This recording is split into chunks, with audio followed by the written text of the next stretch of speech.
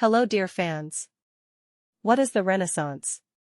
The word Renaissance originates from the Italian Rinascimento and the French Renaissance, which in both cases means reborn. In the Russian language, the term Renaissance similar to them is more common.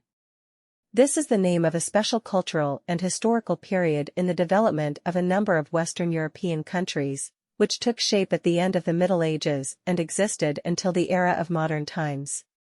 Chronologically, the Renaissance covers the time frame of the beginning of the last quarter of the 16th centuries. In England and Spain, the Renaissance period lasted until the early 17th century. The most characteristic feature of the Renaissance is a special type of culture, formed on the principles of anthropocentrism and radically different from the expressed religiosity of the culture of the Middle Ages. The very concept of Renaissance is first encountered in the works of the famous Italian humanist of the 16th century Giorgio Vasari and implies a certain heyday, a leap in all spheres of society, and, first of all, in the sphere of culture.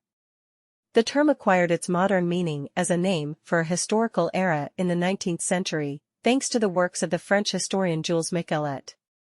The formation of a new cultural paradigm in Italy in the 14th century was closely associated with the rapid growth of independent city-republics.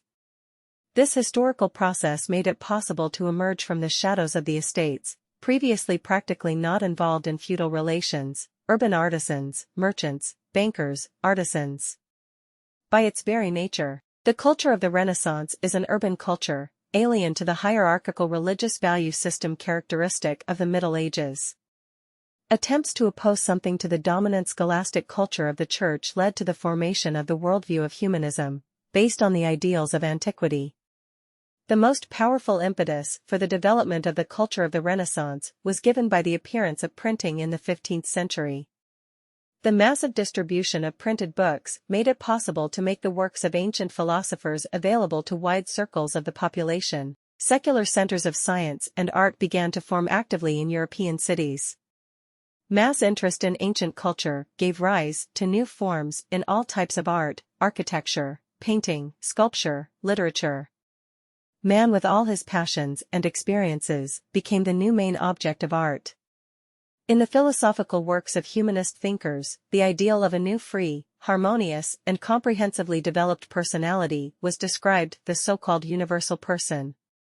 One of the brightest representatives of this worldview was the brilliant Italian artist Leonardo da Vinci. The idea of the limitless possibilities of the will and mind of man, his godliness, is reflected in the works of many philosophers of that time. In particular, the famous pantheist philosopher, follower of Copernicus' ideas Giordano Bruno, put forward the idea of heroic enthusiasm inherent in a truly creative, harmonious personality, capable of creating the world around him according to his own mind. The culture of the Renaissance gave birth to a whole galaxy of brilliant artists and thinkers who had a tremendous influence on the entire subsequent development of Western European society. Many philosophical and scientific ideas created in that historical period have not lost their significance today, and wonderful works of art are still the object of admiration and pride of many peoples. Thanks for watching.